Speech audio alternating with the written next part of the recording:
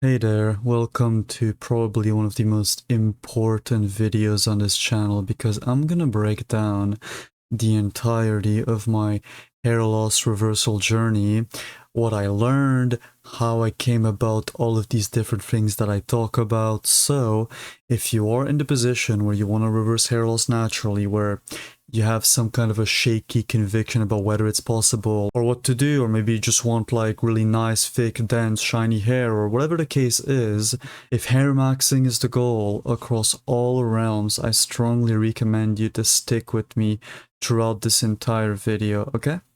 Alright, let's get into it. So, first of all, before we get into the hair maxing regime, I thought I would show you guys a little bit of my backstory as to how I came to be, how this Selfmaxxer channel came to be, and why it took the direction that it took. So I started out like many of you guys, you know, skinny, depressed, weak.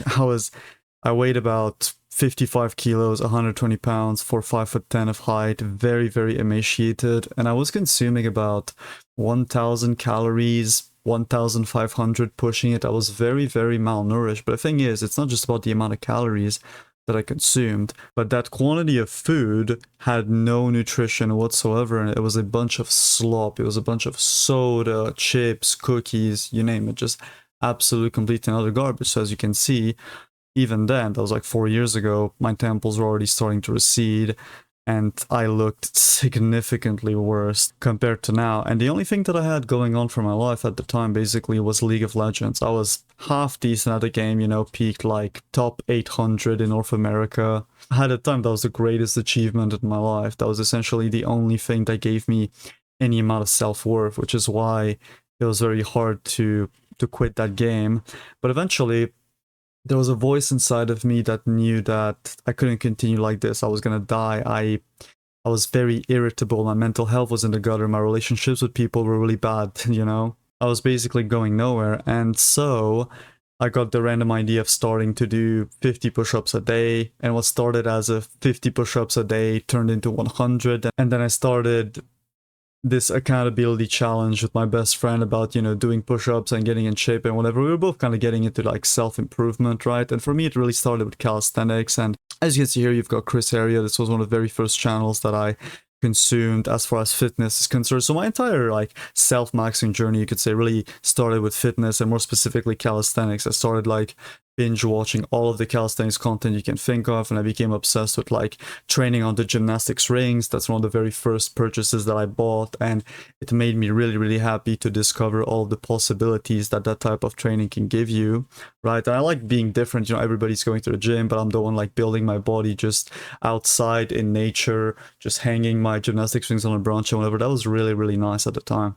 And that's also at the time where I discovered Hamza. I think many of us in the space kind of started with Hamza's old videos, which I will say, a lot of his old videos are actually really good. And while I don't necessarily agree with everything the guy says all the time, I'm not going to deny the positive impact that he had on my life at the time, right? And then eventually I came across the debate between Hamza and wheat waffles, right? So this was at the time where I was still obsessed with like, you know, working out, calisthenics. I also got into understanding the story of bodybuilding, and just basically I was consuming lots of fitness industry content. My diet was kind of just, oh yeah, just eat high protein and bulk and whatever. It was not very healthy whatsoever, right?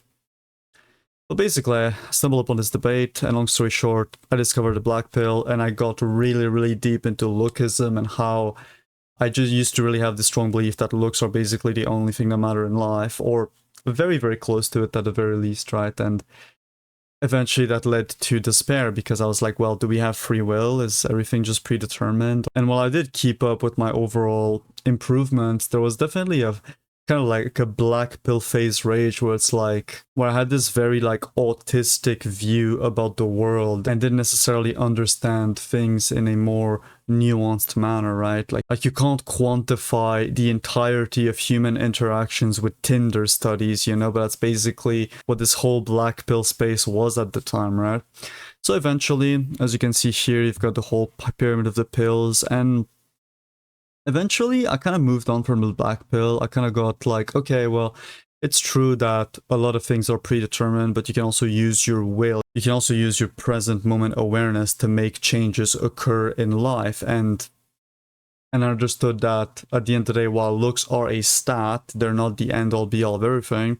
And eventually I came across this channel called Stellar Thoughts, and Stellar Thoughts was my first contact with the ideas of Neville Goddard and how reprogramming your subconscious mind can actually change the overall architecture of your reality, right? And because I came from a background of, you know, self-improvement, looks maxing, all of that like autistic terminology type thing, and this was before it blew up, by the way. I was like lurking all these forums, all the YouTube, Black Pill YouTube channels you can think of. I was watching all of them, right? I was very, very deep into it. But I was like, you know, I still care a lot about appearance, right? It's still one of my passions. This has always been like natural physical enhancement.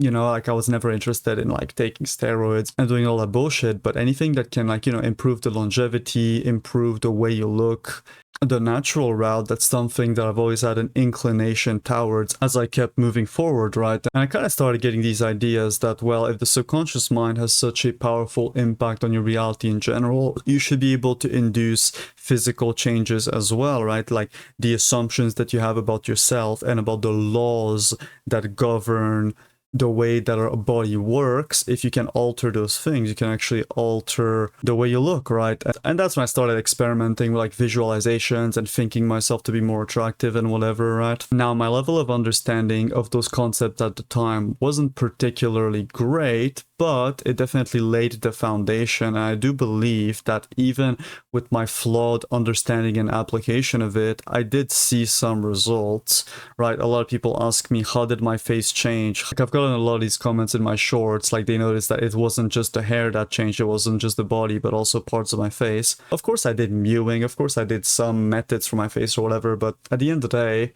I strongly believe that most of it was due to the visualizations and what I believed to be true internally, and that's why a lot of people that implement these basic strategies don't get any results and some do, because the difference is mental, right? But anyways, that's enough of me rambling about all this stuff. Maybe I'll make a separate videos diving really deep into my entire journey, but this kind of brings us to the origins of hair maxing, right? So I had been growing out my hair for a while already, as my girl at the time told me that I would look way better with long hair, and it was kind of like her type, you know. And truth to be told, I also wanted to grow my long hair. I also had this inner will, you could say. You know how there's like a dormant voice that is trying to push you towards a direction, but because of the slave programming that is overarching in your life, you know, your parents telling you to get a haircut or like cutting your hair, or because it's the thing you're supposed to do or whatever, but deep down I always had this thing, it's like, no man, grow out your hair, it should be awesome. And basically this girl encouraging me and telling me that I would look really good with it was what sent me over the edge to finally do it. And obviously I could spend hours talking about the entire growth journey and whatever. I was still using shampoo, I was still doing a bunch of dumb shit, and as you can see, this was like around last year. It was still damaged, it was still brittle. This was what my hair looked like, and yeah, I could only get it to look half decent with a bunch of hair products for about a few hours of a given day, and then it would just get greasy, it would just get brittle. And that's the problem with hair product usage, right? Is that they just imitate the appearance of healthy hair while also causing the problem. These products that you've been using over and over for the entirety of your life are making you believe that you have shit hair unless you use them, but you have shit hair because you use them, right? So getting onto no shampoo was one of the most important things, but we're gonna get into that a bit later. So thing that I noticed besides the hair quality itself is that over those years my hairline only kept getting worse. However, I was being gaslit, and I'm sure that many of you guys can actually relate to that. I was being told by my girlfriend, by my parents, by friends, by acquaintances, just everyone was telling me that, oh no, you have a mature hairline, it's fine, it's perfectly normal, right?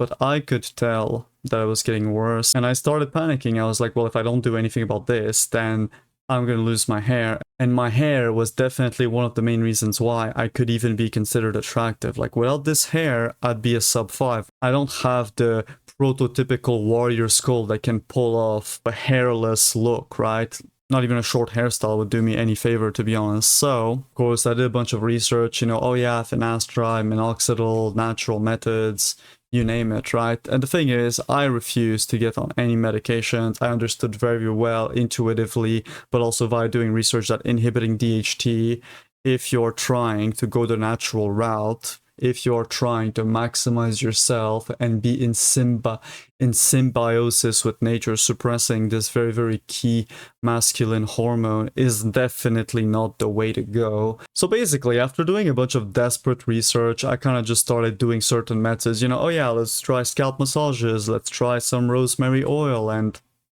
obviously none of that actually worked. Because while those things can work, and they have helped many people reverse hair loss naturally, they're only a small part of a bigger picture of a puzzle that you need to put together in order to understand why it is that you are losing hair.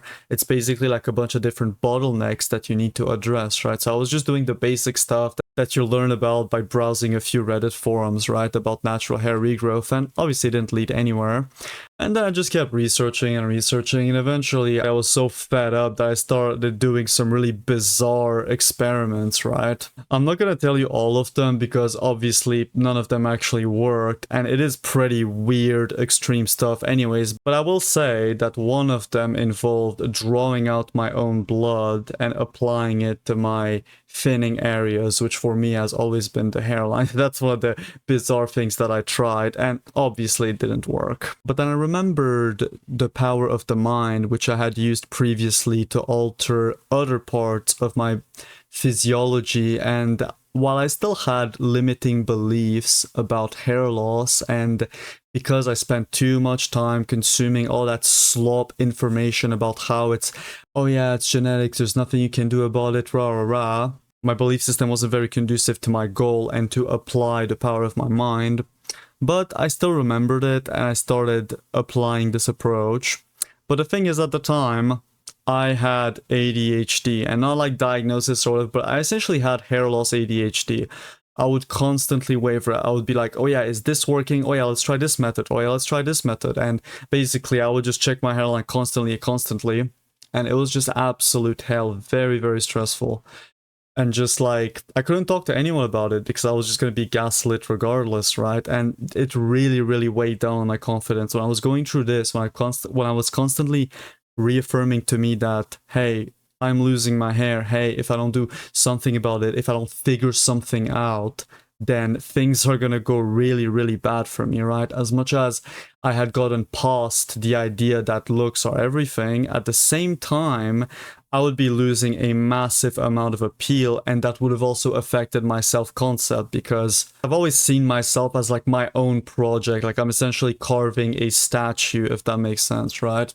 I've always been attached to my appearance to a degree, so for me, it was unthinkable to lose my hair. And after this hair ADHD phase, I decided to let go. I decided to be like, okay, let's just stop checking the hair all the time. Let's just stop with all these bullshit methods or whatever. Let's just let it go for a while. And because I had other stuff to worry about at the time as well, so I kind of just planted this thing into my mind. You know, things will be okay. Let's just focus on other things for now. And then this is when everything clicked, because obviously in my spare time I would still research about it and try to improve my understanding, but I wasn't desperate anymore. I was like, okay, I'm just gonna align with this version of me that still has the hair and even regrows it, right? And then I stumbled across this guy called Varis Ahmad, and he changed the entirety of my perspective when it comes to hair, when it comes to health, when it comes to so many different topics. If it wasn't for me discovering this man right here, I wouldn't have recovered my hair, and this channel probably wouldn't exist, right?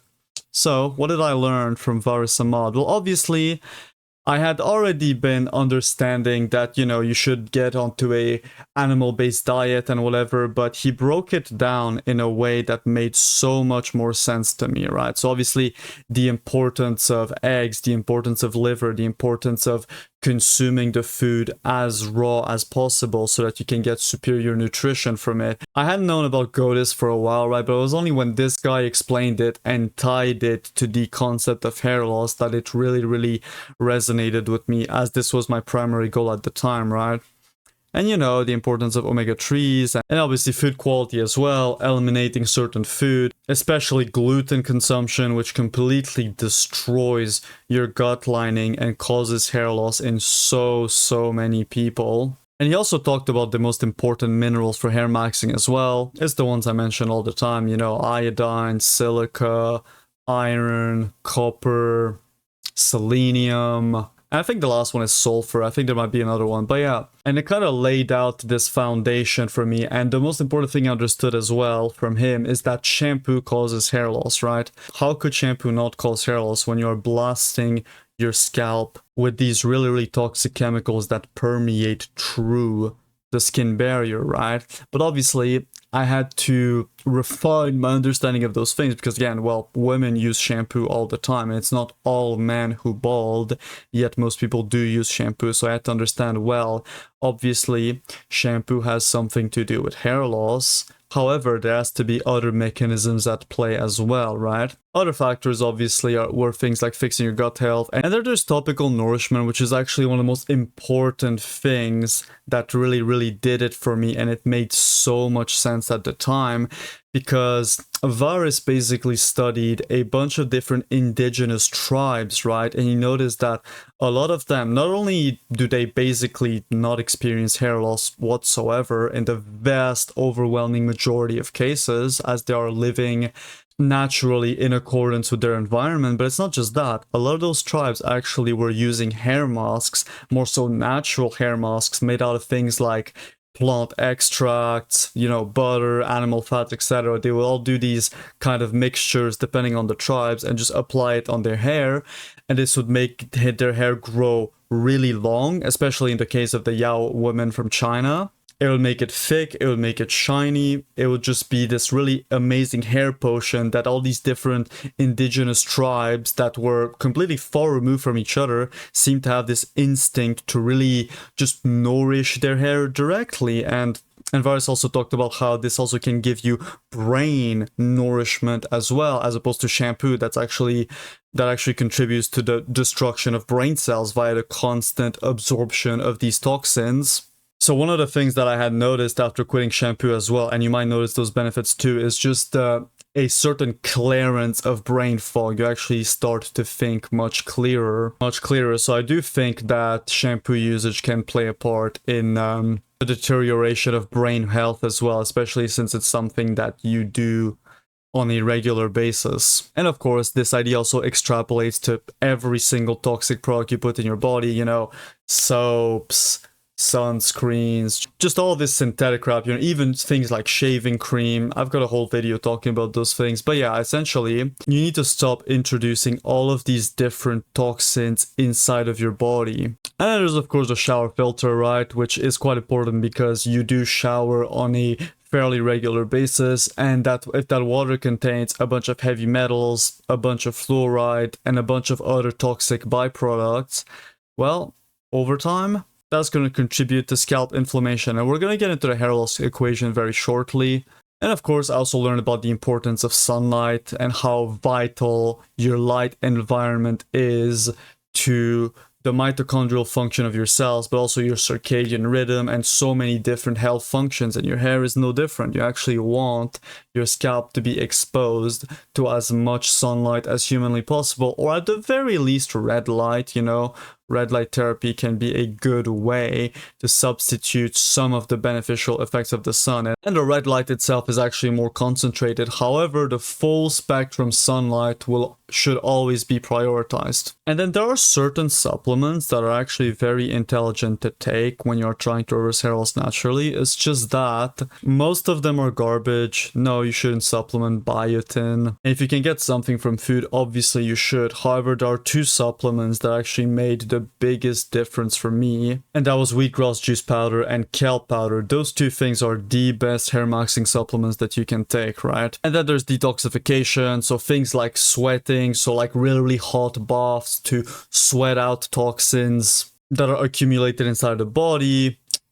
Edible clay consumption can also help detoxify by binding all of the heavy metals throughout your digestive tract. And of course, certain dietary interventions also help detoxify the body as well. Oh yeah, and by the way, I forgot to mention in the topical nourishment section, the plus MD here stands for plus microneedling, because when you're applying this hair mask, right, when you're applying this concoction, which what I did is essentially, I obviously took this idea that you can actually nourish your scalp and hair with natural substances, and I essentially made my own recipes, right? So obviously, I'll use butter, I'll use certain oils, I'll use certain spices, you know. My recipe does change all the time, like I like to experiment, but there are a few key foundational principles, of course. I like to have butter in there, sometimes tallow, sometimes ghee. I kind of experiment between those three.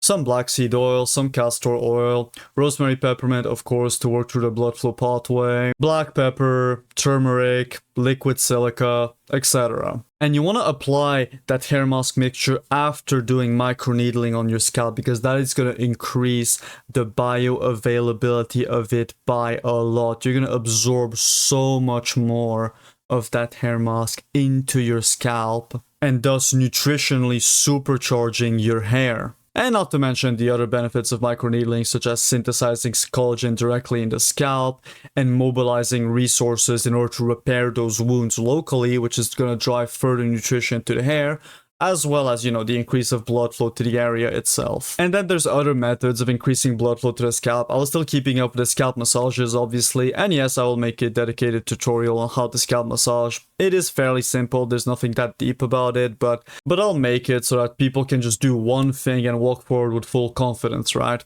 There's also the inversion method. If you have an inversion table, that's actually really good, because that's going to drive so much blood circulation to the hair. And as a matter of fact, many people have noticed anecdotally, this is actually a common thing, where people that were put on an inversion table, and even people affected by androgenic alopecia, by the way, actually noticed hair regrowth accidentally, even though they were put on the inversion table for another reason, right?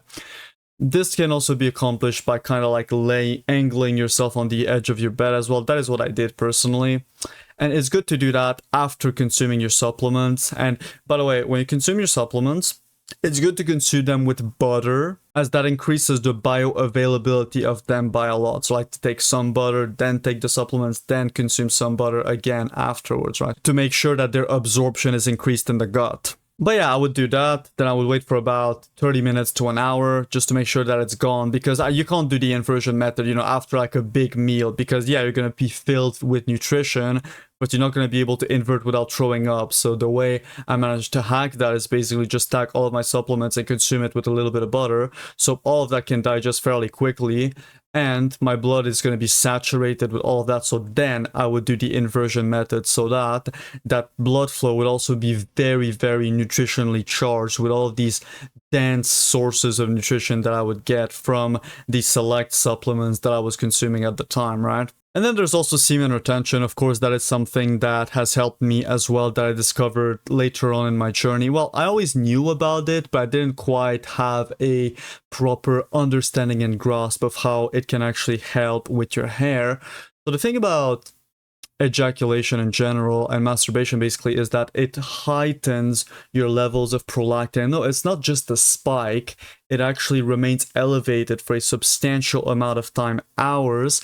And elevated prolactin is one of the worst things for your hair. It is extremely inflammatory to the scalp. And of course, you waste a decent amount of nutrition through the ejaculation itself, but it's not just that, you also waste a lot of life force, you waste a lot of energy, because again, energy cannot be created or destroyed, it can only be transmuted, it can only be converted. And that energy, when you actually conserve it inside of the body, especially if you set an intent, especially, you know, if you are visualizing a certain thing, that energy will be put towards that endeavor, right? So you not only are you conserving more nutrition, you're also conserving more of that energy, which you can then channel towards creative pursuits, health, and in my case, as that was the intent that I set, reversing hair loss. A lot of people can try all sorts of different things, but if you are releasing on a very consistent basis, that alone can wreak havoc on your hair if you're not careful. Another thing that I discovered on my journey was scalp contractions. So I don't know if it really shows on camera. You can only really see my eyebrow to twitch, but basically the muscles you're activating when you're moving your ears are actually really connected to your scalp muscles. You can actually move your scalp muscles individually by themselves. You can contract, release, and what that does is that it kind of acts through the same pathway as the scalp massage. It loosens the scalp, and as we're going to get into now, that is a very important and critical thing to achieve in order to reverse hair loss naturally, because tension in the scalp is what eventually leads to the hair loss, to the follicle miniaturization via nutritional deprivation. And the last thing, well, might not be the last thing. I mean, those are so many things that I could break down into subsections or whatever, but these are like the overarching principles about it, right? But the main realization that you need to drill into your head is that hair loss is unnatural. Like, look at this line right there. Does this make any sense in nature? Are animals supposed to lose their hair? No. We all grew up with our hair. It absolutely makes no sense for you to lose it, right?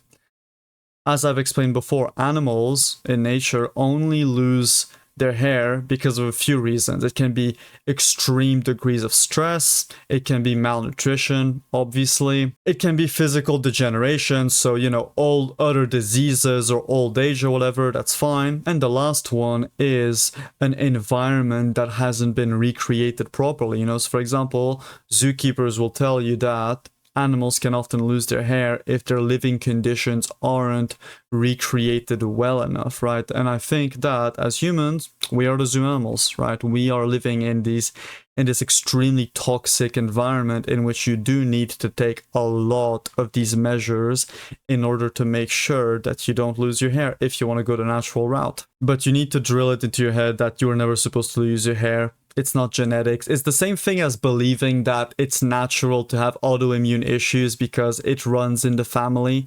Well, no, it's not natural for you to have an autoimmune issue.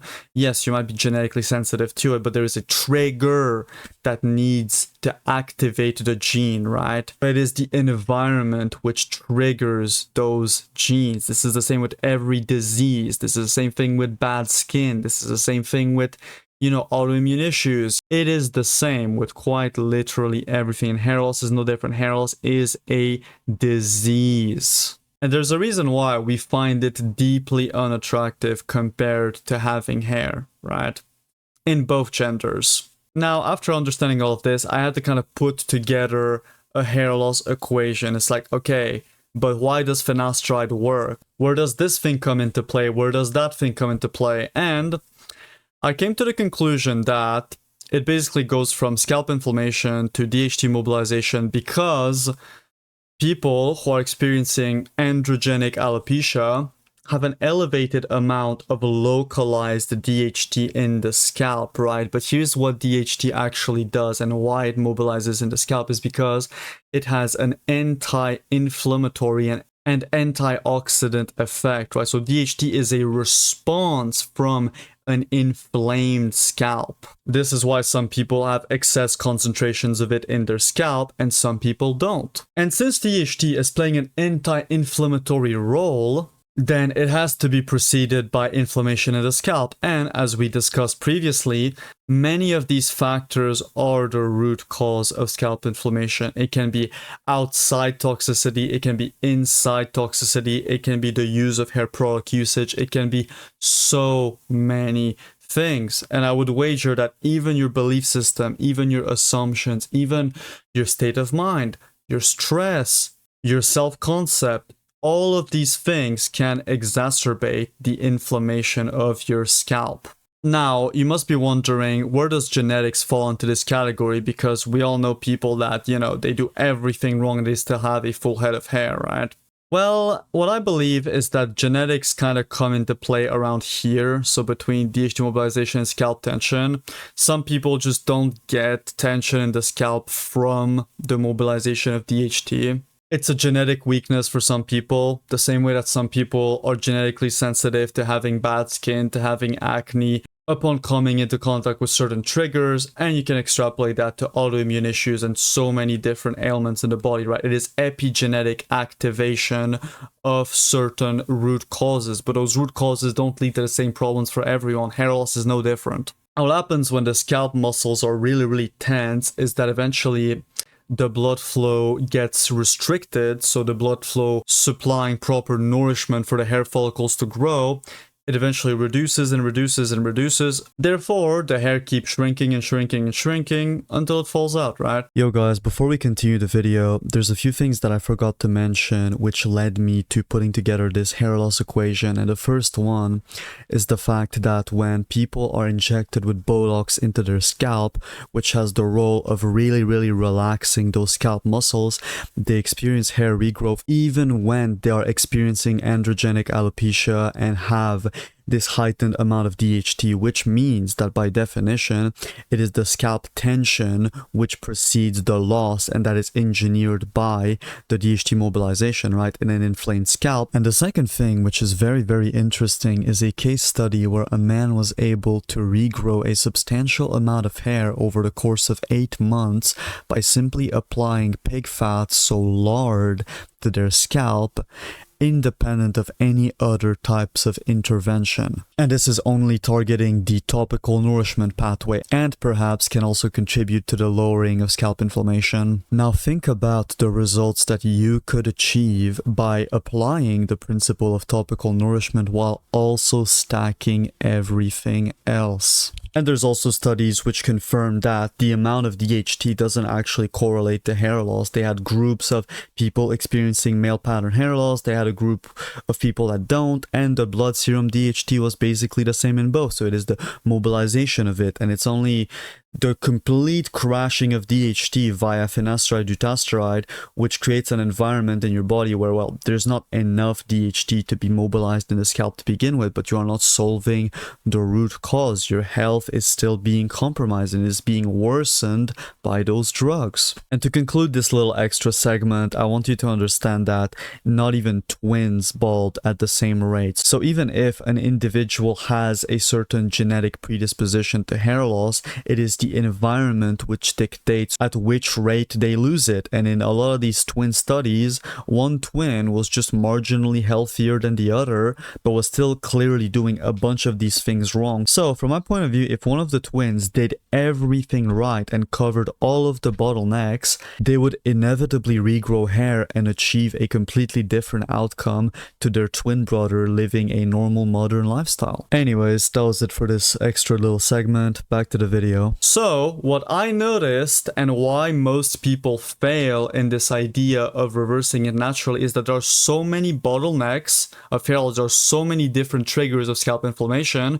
There are many things you can also do to relieve scalp tightness, and there are many things you can do to nourish your hair directly. You can work through multiple pathways at each step. You can even like try to block some level of DHT topically in the scalp as well. My approach doesn't emphasize reduction of DHT, although certain things can help curb it in the scalp, such as rosemary oil, and if you want to go even stronger, you can use saw palmetto oil. But I would only do that as like a band-aid to help people see faster results. But at the end of the day, this stuff is what matters most, right?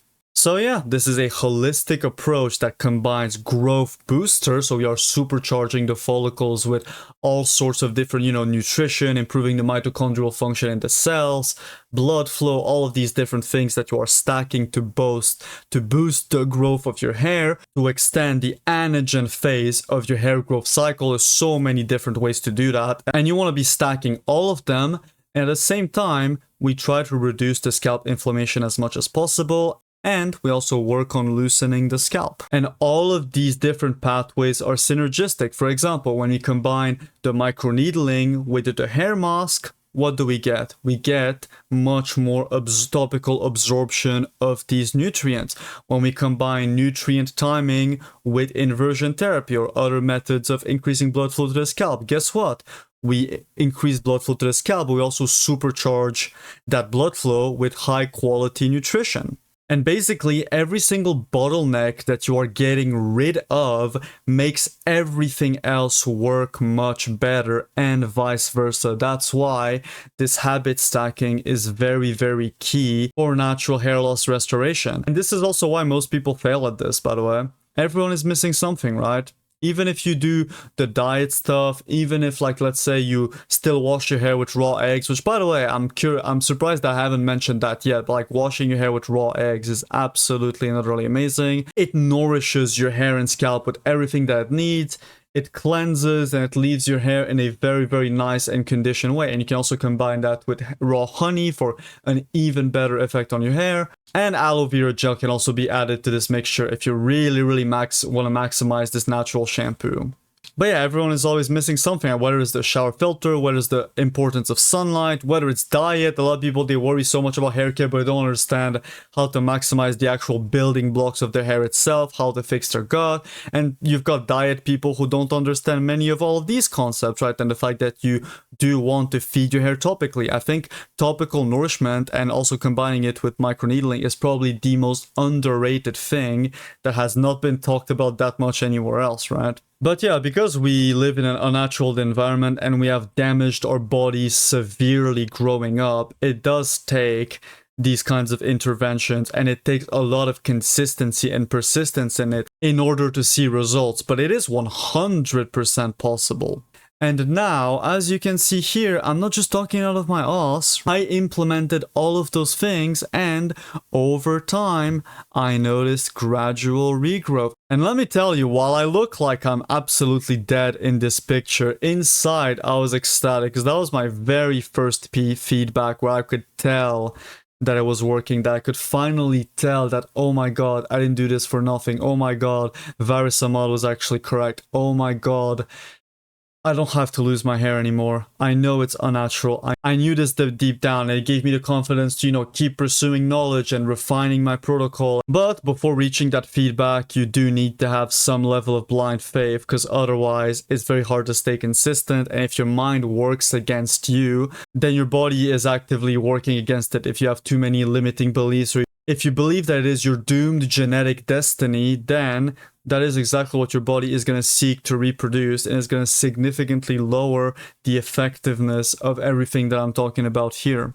And you can also see from the side, right, like started filling in here, and it is much more filled in here. As you can see, this one is very recent. So yeah, as you can see, that's the entire thing, and obviously my process evolved as I kept researching, I kept experimenting, and I could finally condense this into a protocol that anybody can follow to achieve natural hair restoration. And by the way, since some people aren't satisfied with pictures alone, okay, we can look at my hairline right now, guys. Like, as you can see here, it is significantly better than what it was. And even compared to the most recent, I have gained a fair amount of baby hair since then. It is continual regrowth that I am experiencing, guys. So needless to say, if you were in my position and you did all of this and you did all this research and you saw it work so well for you, of course you would talk about it. Of course you would try to help other people who are on the fence about should they take finasteride or not. Of course you would want to help people that were in the same position that you were in. Unless you're a piece of shit, right? So, if you don't want to believe this stuff, if you believe that only drugs can reverse hair loss, if you want to stick to this particular frame of reality that you are choosing, that's fine. You don't need to watch my videos, you don't need to do any of this stuff. I make these videos for my younger self because I would have paid thousands of dollars to know what it is that I know now years ago before my hairline deteriorated the way that it did, right? I would be a perfect Norwood Zero and my hair would be down to the floor, right? And yeah, this is what led me to create this channel because I wanted to empower people. I wanted to tell people that were in a similar position as I was before that you do have the power within you and you can reclaim it today instead of externalizing, instead of giving all of your power to these garbage pharmaceutical companies that only want to destroy you from the inside in order to keep making a profit, in order to keep you in a state of perpetual slavery devoid of any kind of vitality, so that instead of getting what it is that you want out of life, you remain an easily controllable puppet. That's how the entire system is designed, and health is a very powerful control mechanism. And attractiveness plays a role in that due to its impact on our self-image. So, all I'm really asking of you is to think critically, is to analyze your beliefs, is to understand that a lot of the things you think you know about health, a lot of things you think you know about hair loss, about your body, about biology, about the world at large, about, you know, how much impact your mind has over everything, and etc. All of those things are beliefs, right? And if your beliefs don't serve you, then what is the point of having them? What is the point of arguing against an outcome that you desire, right?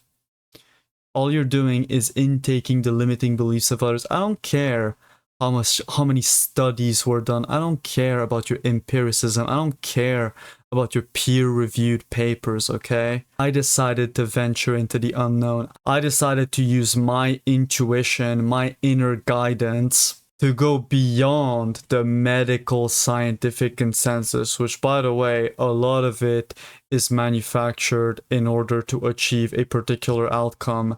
Cigarettes were corroborated by science back in the 1960s to be extremely healthy. Turns out those studies were manufactured to push an agenda. The same was done with cholesterol being bad, and the same is being done for many, many things right now. So just understand that whatever you grew up learning about in school, that whatever the experts put into your head, whatever conceptions you have, are nothing more than beliefs. All I'm asking is for you to think, and if you end up disagreeing with me anyways, that's fine. You don't need to watch this channel. You don't need to implement the things that I'm telling you. I don't care. Life would be boring if everybody was the same and everybody agreed, right? Some people are bound to keep holding onto those limitations that are making their life worse because it is much more comfortable, it is much more safe, it is much more secure than trying something new, than letting go of their preconceived notion of reality. It happens, and you can't really get mad at those people. It is what it is. And as you can see, my approach and my experiments over the years and everything it is that I've done in this realm of self-maximization hasn't just restored my hair, hasn't just made my hair look better.